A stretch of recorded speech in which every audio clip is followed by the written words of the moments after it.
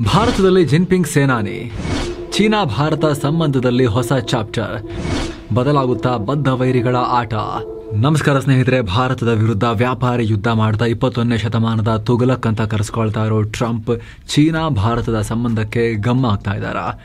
ದಶಕಗಳಿಂದ ಇದ್ದ ವಿರಸಕ್ಕೆ ಟ್ರಂಪೇ ಈಗ ಮದ್ದಾಗ್ತಿದಾರ? ಇಂಥ ಒಂದು ಅನುಮಾನ ಅಥವಾ ಚರ್ಚೆ ನಡೆಯೋ ರೀತಿ ಬೆಳವಣಿಗೆಗಳಾಗ್ತಾ ಇವೆ. ಒಂದು ಕಡೆ ಭಾರತ ಚೀನಾ ವಿರುದ್ಧ, ಎರಡೂ ರಾಷ್ಟ್ರಗಳ ವಿರುದ್ಧ ಟ್ರಂಪ್ ಟ್ಯಾರಿಫ್ ಸಮರವನ್ನು ಸಾರಿ ಆರ್ಥಿಕವಾಗಿ ಉಸಿರುಗಟ್ಟಿಸ್ತೀನಿ ಅನ್ನೋ ಧಮಕಿ ಹಾಕ್ತಾ ಇದ್ರೆ, ಇನ್ನೊಂದು ಕಡೆ ಚೈನಾ ಭಾರತ ಹಿಂದೆಂದಿಗಿಂತಲೂ ಹತ್ತಿರ ಆಗ್ತಿವೆ. ಯಾವ ಲೆವೆಲ್ಗಂದರೆ ಈ ಸಲ ಅಷ್ಟೆಲ್ಲ ಭಿನ್ನಾಭಿಪ್ರಾಯಗಳ ನಡುವೆ ಎರಡೂ ರಾಷ್ಟ್ರಗಳ ಟಾಪ್ ನಾಯಕರು ಪರಸ್ಪರ ಭೇಟಿಯಾಗ್ತಿದ್ದಾರೆ.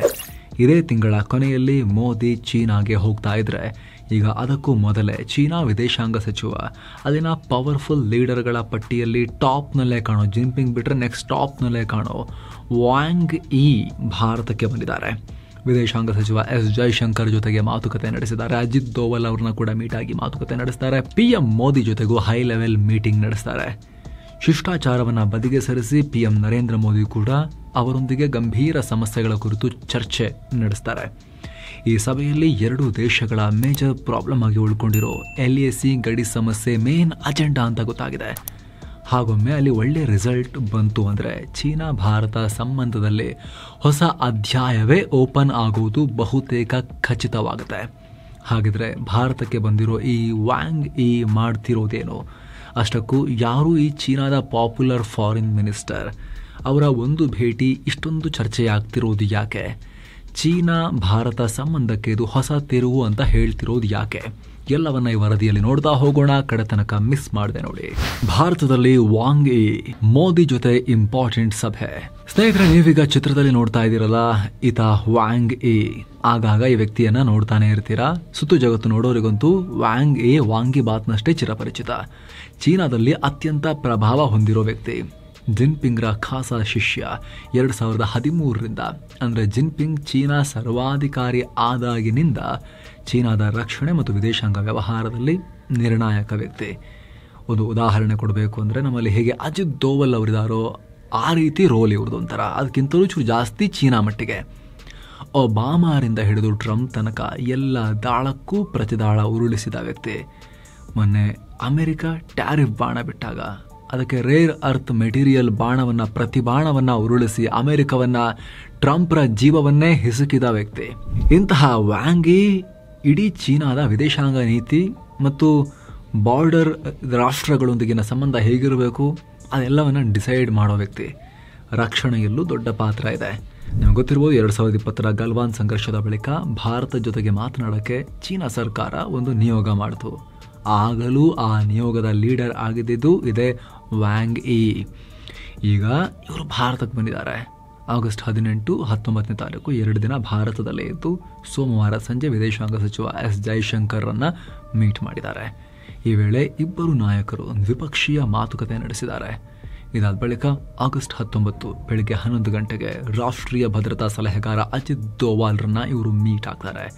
ಈ ವೇಳೆ ಎರಡು ರಾಷ್ಟ್ರಗಳ ನಡುವಿನ ಗಡಿ ಸಮಸ್ಯೆ ಕುರಿತು ವಿಶೇಷ ಪ್ರತಿನಿಧಿಗಳ ನಡುವಿನ 24ನೇ ಸುತ್ತಿನ ಮಾತುಕತೆ ಇದೆ.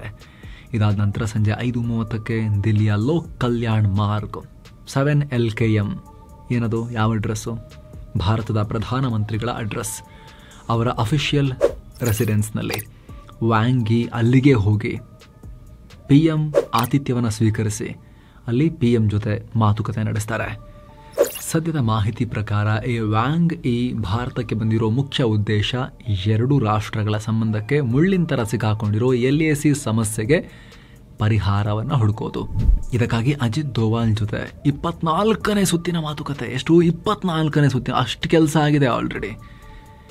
ಸದ್ಯ ಗಡಿ ಪ್ರದೇಶದ ಬಗ್ಗೆ, ಈ ಹಿಂದೆ ಆಗಿರೋ ಮಾತುಕತೆಗಳ ಬಗ್ಗೆ, ಎಲ್ಲೆಲ್ಲಿ ಸಮಸ್ಯೆ ಇದೆ ಅನ್ನೋದ್ರ ಬಗ್ಗೆ ಚರ್ಚೆಯಾಗುತ್ತೆ. ಏನು ಸ್ನೇಹಿತರೆ, ವರದಿಯಲ್ಲಿ ಮುಂದುವರಿಯುವ ಮುನ್ನ 7 Sands ಟೂರಿಸಂ ಕಂಪನಿ ಕಾಶಿ ಅಯೋಧ್ಯೆಗೆ ಮತ್ತೊಂದು ಟ್ರಿಪ್ ಅನ್ನು ಆಯೋಜಿಸಿದೆ. ಆಫರ್ ಪ್ರೈಸ್ ಕೇವಲ 29,700 ರೂಪಾಯಿ ಮಾತ್ರ. ಕಾಶಿ, ಅಯೋಧ್ಯೆ, ತ್ರಿವೇಣಿ ಸಂಗಮ, ಸಾರನಾಥ 3 ನೈಟ್ 4 ಡೇಸ್ ಟ್ರಿಪ್ ಇದು. ಈ ಪ್ಯಾಕೇಜ್ ಅಲ್ಲಿ ಫ್ಲೈಟ್ ಟಿಕೆಟ್ಸ್ 3 ಸ್ಟಾರ್ ಹೋಟೆಲ್ ನಲ್ಲಿ ಸ್ಟೇ, ಆಲ್ ಮೀಲ್ಸ್, ದೇವರ ದರ್ಶನ, ಎಸಿ ಟ್ರಾನ್ಸ್ಪೋರ್ಟ್ ವ್ಯವಸ್ಥೆ, auto charges, 24/7 Kannada tour manager ಸೌಲಭ್ಯ ಹಾಗೂ ಹಿರಿಯ ನಾಗರಿಕರಿಗೆ ವಿಶೇಷ ಕೇರ್ ಇರುತ್ತೆ. ಹೊರಡೋ ದಿನ 15 ಸೆಪ್ಟೆಂಬರ್ 2025. ಕೆಲವೇ ಸೀಟುಗಳು ಲಭ್ಯ. ಆಸಕ್ತರು ಈ ನಂಬರ್ಗೆ ಕಾಲ್ ಮಾಡೋ ಮೂಲಕ ನಿಮ್ಮ ಸೀಟನ್ನ ಕೂಡ ಬುಕ್ ಮಾಡಿ. ಬನ್ನಿ ಈಗ ವರದಿಯಲ್ಲಿ ಮುಂದುವರಿಯೋಣ. ಸ್ನೇಹಿತರೆ, ಇಲ್ಲಿ ಗಡಿ ಚರ್ಚೆಗಳು ಪದೇ ಪದೇ ಆಗ್ತವೆ. ಏನು ವಿಶೇಷ ಅಂತ ನಿಮಗೆ ಅನಿಸ್ಬೋದು. ನೀವೇ ಹೇಳ್ತಿದ್ದಾರೆ 24ನೇ ಸುತ್ತಿದು ಅಂತೇಳಿ. ಆದರೆ ಈ ಹಿಂದೆ ನಡೆದ ಮಾತುಕತೆಗಳಿಗೂ ಈಗ ನಡೆಯುವ ಮಾತುಕತೆಗೂ ಆಕಾಶ ಭೂಮಿಯಷ್ಟು ಅಂತರ ಇದೆ, ವ್ಯತ್ಯಾಸ ಇದೆ. ಯಾಕೆ ಅಂತ ಹೇಳ್ತೇವೆ. ಒಂದಿಗೆ ಜಿಯೋ ಪಾಲಿಟಿಕ್ಸ್ನಲ್ಲಿ ತುಂಬ ಚೇಂಜಸ್ ಆಗಿದೆ. ಅಮೆರಿಕ, ಚೀನಾ, ಭಾರತ, ಪಾಕಿಸ್ತಾನ ಈ 4 ರಾಷ್ಟ್ರಗಳ ಸಂಬಂಧದಲ್ಲಿ ದೊಡ್ಡ ಕೂಡುವಿಕೆ ಕಳೆಯುವಿಕೆ ಆಗಿದೆ. ಮೊನ್ನೆ ತನಕ ಜಿನ್ಪಿಂಗ್ ಬಾಲ ಹಿಡ್ಕೊಂಡು ನೇತಾಡ್ತಿದ್ದ ಮುನೀರಾ ಸೀದಾ ಹಂಗೆ ಒಂದ್ಸಲಿ ಜೀಗೀಗ ಹೋಗಿ ಹಾರಿ ಟ್ರಂಪ್ ತೊಡ ಮೇಲೆ ಕುತ್ಕೊಂಡ್ಬಿಟ್ಟಿದೆ. ಇದು ಏನು ಸ್ವಲ್ಪ ಮುಂಚೆ ಎಲೆಕ್ಷನ್ ಗೆಲ್ಲೋಕ್ಕೂ ಮುಂಚೆ I love Hindus, I love India ಅಂತ ಬಾಡಿ ಲ್ಯಾಂಗ್ವೇಜ್ ಮಾಡಿ ನಾಟಕ ಮಾಡ್ತಾ ಇದ್ದ ಟ್ರಂಪ್ ಈಗ ದಿಢೀರಂತ ಮುನೀರಂಗೆ ಸವರೋಕ್ ಶುರು ಮಾಡಿದ್ದಾರೆ. ಪ್ರೀತಿಯಿಂದ ಪಾಕಿಸ್ತಾನದ ಮೇಲೆ ಲವ್ ಶುರುವಾಗಿದೆ ಅವರಿಗೆ. ಸೊ ದೊಡ್ಡ ಗುಣಾಕಾರ ಭಾಗಾಕಾರ ಕೂಡುವಿಕೆ ಕಳೆಯುವಿಕೆ ಆಗಿದೆ ಈ 4 ರಾಷ್ಟ್ರಗಳ ನಡುವಿನ ಕೆಮಿಸ್ಟ್ರಿಯಲ್ಲಿ. ಈ ಟೈಮ್ನಲ್ಲಿ ವ್ಯಾಂಗ್ ಈ ಅವರ ಭೇಟಿ ತುಂಬಾ ಮಹತ್ವ ಪಡ್ಕೊಳ್ತಾ ಇದೆ. ಸದ್ಯ ಈಗ ಯೋಚಿಸಿರೋ ಪ್ರಕಾರ ಗಡಿ ಬಗ್ಗೆ ಇಲ್ಲಿ ಪಾಸಿಟಿವ್ ಡಿಸ್ಕಷನ್ ಆದರೆ ಅದು ಚೀನಾ ಭಾರತದ ಅಂತರವನ್ನ ಇನ್ನಷ್ಟು ಕಮ್ಮಿ ಮಾಡುತ್ತೆ. ಸದ್ಯದ ಮಾಹಿತಿ ಪ್ರಕಾರ ಭಾರತ ಚೀನಾ ಪೂರ್ವ ಲಡಾಖ್ ಬಾರ್ಡರ್ನಲ್ಲಿ ಎರಡೂ ದೇಶಗಳು 50 ರಿಂದ 60 ಸಾವಿರ ಸೈನಿಕರನ್ನ ಡಿಪ್ಲಾಯ್ ಮಾಡಿದ್ದಾರೆ. ಇದನ್ನು ಹಂತ ಹಂತವಾಗಿ ಕಮ್ಮಿ ಮಾಡೋಕೆ ಈ ಮುಂಚೆ ಚರ್ಚೆ ಆಗಿತ್ತು. ಕಳೆದ ಅಕ್ಟೋಬರ್ನಲ್ಲಿ PM ಮೋದಿ ಹಾಗೂ ಚೀನಾ ಅಧ್ಯಕ್ಷ ಶಿ ಜಿನ್ಪಿಂಗ್ ರಷ್ಯಾದಲ್ಲಿ ನಡೆದ ಬ್ರಿಕ್ಸ್ ಸಮಿಟ್ ಸೈಡ್ ಲೈನ್ಸ್ನಲ್ಲೂ ಕೂಡ ಈ ಕುರಿತು ಚರ್ಚೆ ನಡೆಸಿದರು. ಅದಾದಮೇಲೆ ಕೆಲ ಪಾಸಿಟಿವ್ ಬೆಳವಣಿಗೆಗಳು ಆಗಿದ್ವು. ಗಡಿಯಿಂದ ಕೆಲ ಕಡೆ ಸೇನೆ ಹಿಂದಕ್ಕೆ ಕರೆಸ್ಕೊಂಡಿದ್ರು, ಆದರೆ ಪೂರ್ತಿಯಾಗಿ ಕರೆಸ್ಕೊಳ್ಳೋಕೆ ಆಗಿರಲಿಲ್ಲ. ಆದರೆ ಈಗ ವ್ಯಾಂಗ್ ಈ ಅವರ ಭೇಟಿಯಲ್ಲಿ ಈ ಬಗ್ಗೆ ವಿಸ್ತೃತ ಚರ್ಚೆಯಾಗ್ತಾ ಇದೆ. ಜೈಶಂಕರ್, ಅಜಿತ್ ದೋವಾಲ್, PM ನರೇಂದ್ರ ಮೋದಿ ಎಲ್ಲರೂ ಇನ್ವಾಲ್ವ್ ಆಗ್ತಿದ್ದಾರೆ. ಉಳಿದ ಕಡೆ ಸೂಕ್ಷ್ಮ ಪ್ರದೇಶಗಳಲ್ಲಿ ಸೇನೆಯನ್ನ ಹಿಂದಕ್ಕೆ ಕರೆಸ್ಕೊಂಡು ವಿಶ್ವಾಸ ವೃದ್ಧಿಸೋ ಬಗ್ಗೆ ಸೀರಿಯಸ್ ಡಿಸ್ಕಷನ್ ಆಗೋ ಸಾಧ್ಯತೆ ಇದೆ. ಎರಡೂ ಕಡೆ ಅವರು ವಾಪಸ್ ಹೋಗಬೇಕು, ನಾವು ಸ್ವಲ್ಪ ವಾಪಸ್ ಬರೋದು ಅನ್ನೋ ಥರ ಎದ್ರ ಭದ್ರ ಹೊಡೆಯಕ್ಕೆ ರೆಡಿ ಆದೋ ಥರ ನಿಂತ್ಕೊಂಡು ಶಾಂತಿ ಮಾತುಕತೆ ಹೆಂಗೆ ಮಾಡೋಕ್ಕಾಗತ್ತೆ. ಹಾಗಾಗಿ ಅಷ್ಟೇ ಅಲ್ಲ, ಗಡಿಯ ಜೊತೆ ಇನ್ನಷ್ಟು ಪ್ರಮುಖ ನಿರ್ಧಾರಗಳು ಆಗಬಹುದು. 2020ರಲ್ಲಿ ಗಲ್ವಾನ್ ಸಂಘರ್ಷದ ಬಳಿಕ ನಿಂತು ಹೋಗಿದ್ದ ಭಾರತ ಚೀನಾ ನಡುವಿನ ನೇರ ವಿಮಾನಯಾನ ಸಂಪರ್ಕವನ್ನು ಮತ್ತೆ ಶುರು ಮಾಡೋಕೆ 2 ರಾಷ್ಟ್ರಗಳು ತಯಾರಿ ನಡೆಸ್ತವೆ. ಬ್ಲೂಮ್ಬರ್ಗ್ ಈ ರೀತಿ ರಿಪೋರ್ಟ್ ಮಾಡಿದೆ. ಅಲ್ಲದೆ ಈ ಸಂಬಂಧ ಭಾರತದಿಂದ ಚೀನಾಗೆ ಮುಂದಿನ ತಿಂಗಳಿಂದ ಮತ್ತೆ ವಿಮಾನ ಹಾರಿಸೋಕೆ ರೆಡಿಯಾಗಿರಿ ಅನ್ನೋ ಸಿಗ್ನಲ್ ಅನ್ನು ಭಾರತವೂ ತನ್ನ ಏರ್ಲೈನ್ಗಳಿಗೆ ಶಾರ್ಟ್ ನೋಟಿಸ್ ಕೊಟ್ಟಿದೆ. PM ಮೋದಿ ತಿಂಗಳ ಕೊನೆಯಲ್ಲಿ ಚೀನಾಗೆ ಹೋಗಿ ಅಲ್ಲಿ 2 ದಿನ ಇರ್ತಾರೆ. ಶಾಂಘೈ ಕೋಆಪರೇಷನ್ ಆರ್ಗನೈಸೇಷನ್ ಮೀಟಿಂಗ್ ವೇಳೆ ಅಲ್ಲಿ ಹೋದಾಗ ಪ್ರಮುಖ ಘೋಷಣೆಗಳು ಆಗೋ ಸಾಧ್ಯತೆ ಇದೆ ಮೋದಿ ಜಿನ್ಪಿಂಗ್ ಭೇಟಿ ಟೈಮ್ನಲ್ಲಿ. ಇದರಂತೆ ಭಾರತ ಚೀನಾ ನಡುವೆ ಡೈರೆಕ್ಟ್ ಫ್ಲೈಟ್ ಶುರುವಾದರೆ ಉದ್ಯಮಿಗಳಿಗೆ, ವಿದ್ಯಾರ್ಥಿಗಳಿಗೆ ಹಾಗೆ ಕೈಲಾಸ ಮಾನಸ ಸರೋವರ ಯಾತ್ರೆಗೆ ಹೋಗೋರಿಗೆ ದೊಡ್ಡ ಮಟ್ಟದಲ್ಲಿ ಅನುಕೂಲ ಆಗುತ್ತೆ.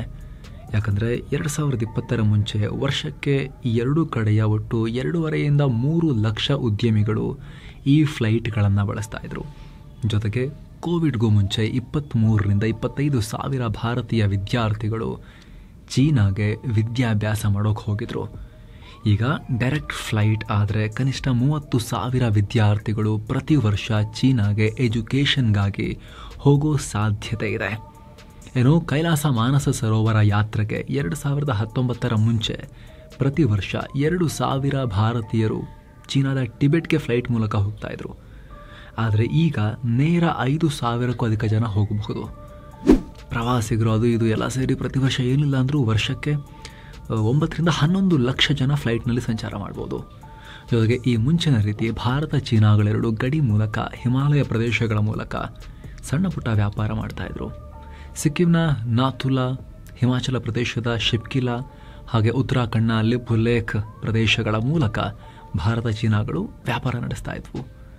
ಭಾರತ ಟಿಬೆಟ್ ಪ್ರದೇಶಕ್ಕೆ ಭತ್ತ, ಗೋಧಿ, ಟೀ, ಕಾಫಿ ಮುಂತಾದ ಪದಾರ್ಥಗಳನ್ನು ಕಳಿಸ್ತಾ ಇತ್ತು. ಚೀನಾ ಕೂಡ ಆ ಕಡೆಯಿಂದ ಉಣ್ಣೆ, ಮೇಕೆ ಚರ್ಮ, ಕುದುರೆ, ಉಪ್ಪು, ರೇಷ್ಮೆ ಹೀಗೆ ಕೆಲ ಪದಾರ್ಥಗಳನ್ನು ಕಳಿಸ್ತಾ ಇತ್ತು. ದ್ವಿಪಕ್ಷೀಯ ಒಪ್ಪಂದದ ಪ್ರಕಾರ ವರ್ಷಕ್ಕೆ ಸುಮಾರು 3 ರಿಂದ 5 ಕೋಟಿ ರೂಪಾಯಿನಷ್ಟು ಚಿಕ್ಕ ಟ್ರೇಡನ್ನು ಸ್ಥಳೀಯರು ಮಾಡ್ತಿದ್ರು, ಜನ ಮಾಡ್ತಾಯಿದ್ರು. ಆದರೆ 2020 ಗಲ್ವಾನ್ ಸಂಘರ್ಷದ ಬಳಿಕ ಇದನ್ನು ಕೂಡ ಶಟ್ ಡೌನ್ ಮಾಡಲಾಗಿತ್ತು. ಈಗ ಈ ಭೇಟಿಯಲ್ಲಿ ಬಾರ್ಡರ್ ಟ್ರೇಡ್ ಬಗ್ಗೆ ಕೂಡ ಚರ್ಚೆಯಾಗುತ್ತೆ. ಸಿಂಬಾಲಿಕ್ ಆಗಿ ನಾವು ಮತ್ತೆ ಚೆನ್ನಾಗಿದ್ದೀವಿ ಅಂತ ತೋರಿಸೋಕೆ ಇದನ್ನು ಓಪನ್ ಅಪ್ ಮಾಡ್ಬೋದು ಅಂತ. ಓವರಾಲ್ ಹಡಗಿನ ಮೂಲಕ ತಂದು ಹಾಕೋದು ಅದು ಬೇರೆ ವ್ಯಾಪಾರ, ಸಮುದ್ರೀಯ ವ್ಯಾಪಾರ ಅದು ನಡೀತಾ ಇದೆ ಹಡಗಿನ ಮೂಲಕ, ವಿಮಾನಗಳ ಮೂಲಕ. ಬಾರ್ಡರ್ ಟ್ರೇಡ್ ಕೂಡ ಓಪನ್ ಅಪ್ ಮಾಡಿ ಸಂಬಂಧ ವೃದ್ಧಿಯ ಪ್ರಯತ್ನ ನಡೆಯುತ್ತೆ ಅನ್ನೋ ಮಾಹಿತಿ. ಇದಕ್ಕೆ ಪುಷ್ಟಿ ಕೊಡೋ ಹಾಗೆ ಭಾರತದ ವಿದೇಶಾಂಗ ಸಚಿವಾಲಯ 2 ದೇಶಗಳು ಸಿಕ್ಕಿಂನ ನಾಥುಲಾ, ಹಿಮಾಚಲ ಪ್ರದೇಶದ ಶಿಪ್ಕಿಲಾ ಹಾಗೆ ಉತ್ತರಾಖಂಡ್ನ ಲಿಪುಲೇಖ್ ಗಡಿ ಮೂಲಕ ವ್ಯಾಪಾರ ಪ್ರಾರಂಭಿಸುವ ಮಾತುಕತೆ ನಡೆಸ್ತಿವೆ. ಇದ್ರ ಬಗ್ಗೆ ಅತಿ ಶೀಘ್ರದಲ್ಲಿ ಏನಾದರೂ ಪ್ರೋಗ್ರೆಸ್ ಆದರೆ ಮಾಹಿತಿ ಕೊಡ್ತೀವಿ ಅಂತ ಹೇಳಿದ್ದಾರೆ. ಜೊತೆಗೆ ಚೀನಾದಲ್ಲಿ ಬಾಯಿ ತೆರೆದು ಕೂತಿರೋ ಚೀನಾದ ಕಂಪನಿಗಳು ಸಿಕ್ಕಾಪಟ್ಟೆ ದುಡ್ಡಿದೆ, ವ್ಯಾಪಾರ ಮಾಡಿ ಜಗತ್ತಿಗೆಲ್ಲ ಮಾರಿ ಮಾರಿ ಮಾರಿ ತಂದು ರಾಶಿ ಹಾಕೊಂಡಿರೋ ದುಡ್ಡಿದೆ, ಏನು ಮಾಡೋಣ, ಭಾರತದ ಮಾರ್ಕೆಟ್ ಚೆನ್ನಾಗಿದೆ, ಅಲ್ಲೂ ಇನ್ವೆಸ್ಟ್ ಮಾಡೋಣ ಅಂತ ಕಾಯ್ತಾ ಕೂತ್ಕೊಂಡಿದ್ದಾರೆ. ಹಾಗಾಗಿ ಭಾರತ ಸೂಕ್ಷ್ಮವಲ್ಲದ ಸೆಕ್ಟರ್ಗಳಲ್ಲಿ ಅಂದರೆ ರಿನ್ಯೂವಬಲ್ ಎನರ್ಜಿ, ಮ್ಯಾನುಫ್ಯಾಕ್ಚರಿಂಗ್ ಅಂತ ಕ್ಷೇತ್ರದಲ್ಲಿ ಹೂಡಿಕೆ ಮಾಡಿಸ್ಕೊಳ್ಳೋಕೆ ಲೆಕ್ಕಾಚಾರ ಇದೆ. ಟೆಲಿಕಾಂ, ಡಿಫೆನ್ಸ್ ಈ ರೀತಿ ಸೂಕ್ಷ್ಮ ಪ್ರದೇಶಗಳನ್ನು ಬಿಟ್ಟು ಬೇರೆ ಕಡೆಗೆ ಅವರ ಹೂಡಿಕೆ ಬರೋದಾದರೆ ಬರಲಿ ಅಂತ ಅದ್ರ ಬಗ್ಗೆಯೂ ಚರ್ಚೆ ಆಗ್ತಾ ಇದೆ. ಜೊತೆಗೆ ಇತ್ತೀಚೆಗಷ್ಟೇ ಭಾರತಕ್ಕೆ ರಫ್ತಾಗೋ ರಾಸಾಯನಿಕ ಗೊಬ್ಬರ, ಆಮೇಲೆ critical minerals, rare earth magnets, ಆಮೇಲೆ ಟನಲ್ ತೋಡೋ ಬೋರಿಂಗ್ ಮಷಿನ್ಗಳು ಅದನ್ನೆಲ್ಲ ಸ್ವಲ್ಪ ಸರಿಯಾಗಿ ಕಳಿಸದೆ ಡಿಲೇ ಮಾಡಿ ನಮ್ಮಲ್ಲಿ ಕೆಲಸ ಬೇಗ ಆಗದಿರೋ ಥರ ಚೀನಾ ಕಿತಾಪತಿ ಮಾಡಿತ್ತು. ಅದ್ರ ಬಗ್ಗೆ ಕೂಡ ಈಗ ಎಲ್ಲ ಸ್ಮೂತ್ ಆಗಿ ನಡ್ಸ್ಕೊಂಡು ಹೋಗೋಕೆ ಚೀನಾನು ರೆಡಿ ಆಗಿದೆ ಅನ್ನೋ ಮಾಹಿತಿ ಇದೆ. ಸ್ನೇಹಿತರೆ, ಭಾರತ ಚೀನಾ ಸಂಬಂಧದಲ್ಲಿ ಏನೇ ದೊಡ್ಡ ಪಾಸಿಟಿವ್ ಡೆವಲಪ್ಮೆಂಟ್ ಆದರೂ ಕೂಡ ಇಡೀ ಏಷ್ಯಾದ ಜಿಯೋ ಪಾಲಿಟಿಕ್ಸೇ ಚೇಂಜ್ ಆಗುತ್ತೆ, ರೀಅಲೈನ್ ಆಗುತ್ತೆ. ಆ ಮೂಲಕ ಜಗತ್ತಿನ ಜಿಯೋ ಪಾಲಿಟಿಕ್ಸೇ ರೀಅಲೈನ್ ಆಗುತ್ತೆ. ಇದನ್ನು ಅಮೆರಿಕ ಸೂಕ್ಷ್ಮವಾಗಿ ನೋಡ್ತಾ ಇದೆ, ಇದನ್ನು ಮುನೀರ್ ಆ್ಯಂಡ್ ಗ್ಯಾಂಗ್ ಪಾಕಿಸ್ತಾನ ಸೂಕ್ಷ್ಮವಾಗಿ ನೋಡ್ತಾ ಇದೆ. ಚೀನಾನು ತುಂಬ ಹೈ ಸ್ಟೇಕ್ ಮೀಟಿಂಗ್ ಇದು, ಅವರು ಕೂಡ ತುಂಬ ಬಹಳ ಇಂಟ್ರೆಸ್ಟ್ ಕೊಟ್ಟು ಈ ಭಾರತದೊಂದಿಗಿನ ಸಂಬಂಧ ವೃದ್ಧಿಗೆ ಪ್ರಯತ್ನ ಪಡ್ತಾ ಇದ್ದಾರೆ. ಎಲಿಫೆಂಟ್ ಡ್ರ್ಯಾಗನ್ ಡ್ಯಾನ್ಸ್ ಅಂತ ದಿನ ಬೆಳಗಾದರೂ ಅವರು ಚೆನ್ನಾಗಿರ್ಬೇಕು ನಾವು ಅಂತ ಹೇಳೋಕೆ ಶುರು ಮಾಡಿದ್ದಾರೆ ಲಾಸ್ಟ್ 1 ಇಯರ್ನಿಂದ. ವಿಶೇಷವಾಗಿ ಟ್ರಂಪ್ ಬಂದಮೇಲೆ ಜಾಸ್ತಿ ಆಗಿದೆ. ಭಾರತವು ಆಸಕ್ತಿ ತೋರಿಸ್ತಾ ಇದೆ.